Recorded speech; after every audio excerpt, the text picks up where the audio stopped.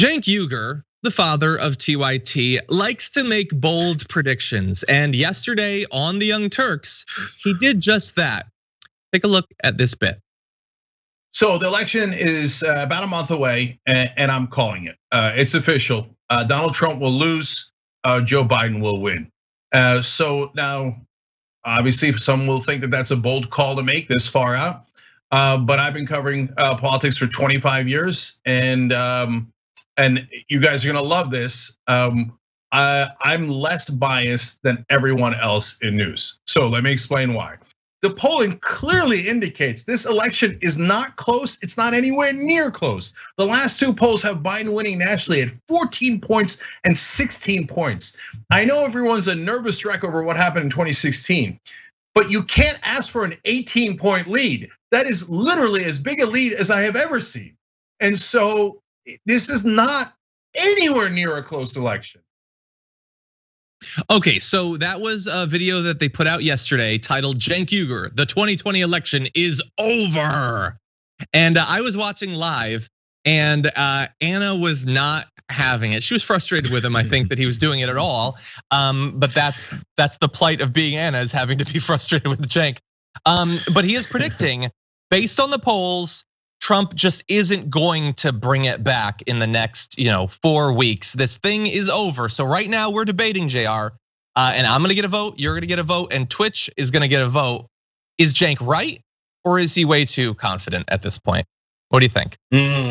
Well, I guess to give an indicator of where I stand on this, I believe in polls the way that I believe in doing stories with graphs and flow charts and all that stuff.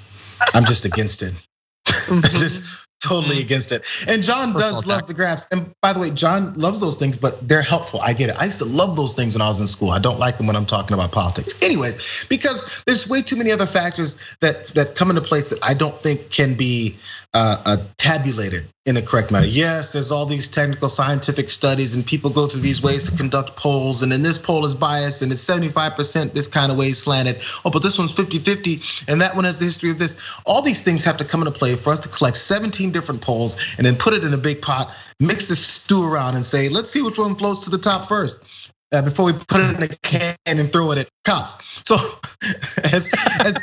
I don't like polls. And so he's basing off of polls, which I will agree to a degree. And this conversation with Cenk and Anna went on for a while, where he clarified that this is different than any other issues when we have a close poll and therefore we make a decision based off of a 5-point lead, but we have a 16-point lead. And then what about those swing states where he's even tied in them, or Trump is barely winning states that he should be landsliding in? All those points, I hear you, but I just don't see the value in basing it off it and banking on it a month beforehand just because it looks good. How about we just go and vote? Because what I don't like is for lazy people, which Americans are the best at being, sitting down, watching someone on TV or internet and then say, yeah, the election's over, man, it's over, man. You don't really worry about this anymore. And they go, okay, good. COVID is rampant, the cases are upticking. I'm just gonna stay home because it's already over. That's what I think can happen with this. It cools off people from going out there and voting anyway, because they're like, well, I'm gonna let these other people rest themselves. Oh man, the mail-in thing was a bit of a situation. I'm a little worried about it. I'm not gonna do that either. I'm just gonna sit back and watch the results because it's already over, right? It's already over. I hate it so much. Everything you're saying is so reasonable, but the format demands that you vote. Is he right or is he overconfident? That Trump is definitely lost right now? Yeah, he said it's over. That he's 100% wrong. 100% wrong. We have an emoji. Now that doesn't mean that it's that 100% wrong now means that 100% Trump's gonna win. It just means I get what you're saying. There's no way you can predict that it's over right now. You're saying it's too early to call. It's too early to call, which is what Anna said. Anna said, she's looking at the polling for some of these swing states and she's thinking that it's too early to call. So both totally legitimate positions. So you're a vote that he's way too overconfident. I'm looking right now at Twitch, which gets a vote on TDR. Go Dragon Squad on Twitch. They say that Cenk, the percent who say he's right is at 28%. Way too overconfident is 72%. That is a fairly dominant result. So it looks like, regardless of what I say, TDR has spoken. Cenk is overconfident. So there's really no point in me voting because I can only either look as smart as you or totally wrong. But I'm not going to waste this opportunity.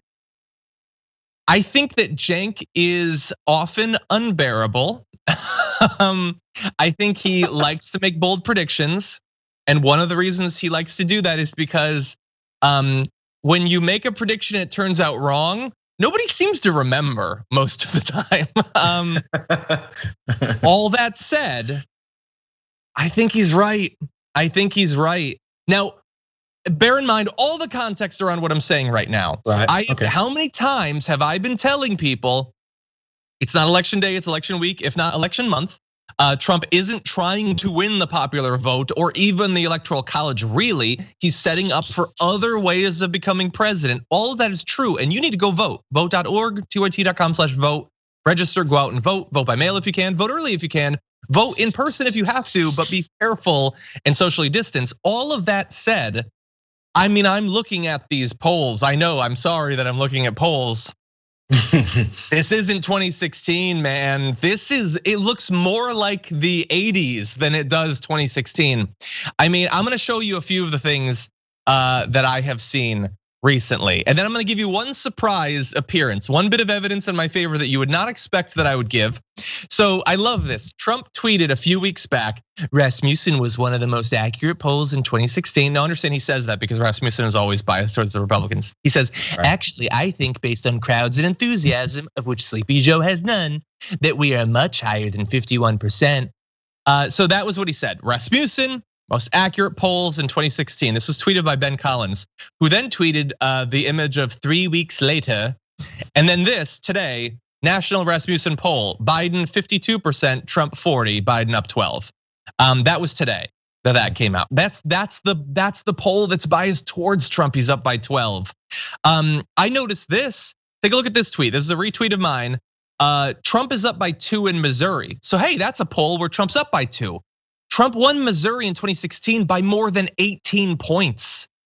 Like he's still gonna win Missouri, but it's a 16-point swing. Man, South Carolina, this isn't even about Trump. South Carolina has been moved by the Cook Political Report to a toss-up between Jamie Harrison and Lindsey Graham. In 2014, Graham won re-election 55.3 to 38.8. People aren't having it anymore. And that doesn't mean Trump's gonna lose. And it certainly doesn't mean that he's not gonna stay on as president, whether he loses or wins. But like, that you need a lot of October surprises to move the polls 12, 14 points. And it's not just the national. I know people say that's just the national and that's not actually how things go. But like you gotta look at, we're not talking about swing states now. We're talking about Trump is even or down on a handful of states that he absolutely has to win to have a chance. And he's even or down in all of them. Now, all of this could change, and I mostly make this video so that if Trump does end up legitimately winning, right wingers can clip it out and be like, oh, look at how confident they were. But I have to look at the information that's out there. And I just think that you don't come back from this with 3.5 weeks, certainly not with Trump, who can't learn. So I'm gonna vote in the minority. I'm gonna cast a dissenting opinion in the TDR Supreme Court here and say, I think that Cenk is unbearable, but I do think he's right. I do think the only October surprise you need left is to be surprised that America still consists of a large number of racists, whether they want to admit it or not. A very large portion of racists, and racists don't care about anything else except being racist. So they can say all they want that they don't want to vote for racists, or they'll never vote for that guy again. And look what he did to me. Oh, but he still hates everyone else except for white people. Okay, I think I'm back on his side. Look at the Dilbert creator. That's a perfect example. That's true. Did you see that whole thing of how he goes right back and forth, immediate to that? And their motivations are never based in what's good for the country, what's good for themselves. It's only based in the opposition to the other side. It's some kind of football game to them. So people will get motivated by their racism and their team rah. And like I said, man, the fact that we've gone to this point in this country, people are surprised at the racism that exists, which I'm not. Then you will only be surprised again that racism can transcend into backing the biggest racist we've ever had in modern day presidency. I don't discount the number of racists. I think that it's absolutely massive. But I think nothing about Trump supporters over the past 3 years implies to me that what they're nervous about in 2020 is expressing a love for Donald Trump. That's all they are. That's all they do is talk about how much they love Donald Trump. And they're riding and sinking boats to talk about how much they love Donald Trump. They've got truck caravans going through Portland to say that they love Donald Trump. I think they are quite comfortable saying they like Donald Trump. And I could be wrong. And no matter what happens, go out there and vote and tell other people to vote, because we can't just win. It has to be a landslide. I'm just saying, at a certain point, if it was any other election and the one candidate was up 12 to 16 points 3 or 4 weeks out, would we be as nervous about calling it?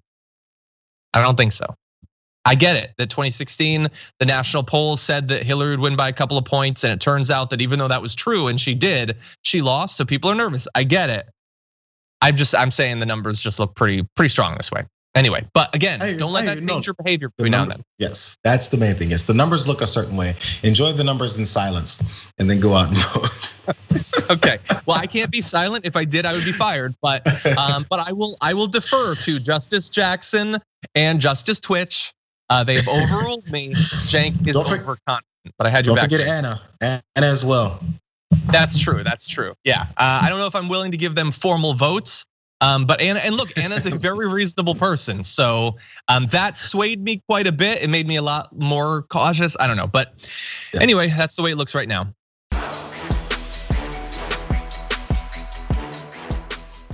For more political news breakdowns, interviews, stories of activism, and me trying my hardest to care about the occasional big celebrity news story, subscribe to our YouTube channel at youtube.com/The Damage Report. And you can ring the bell wherever it is so you don't miss anything.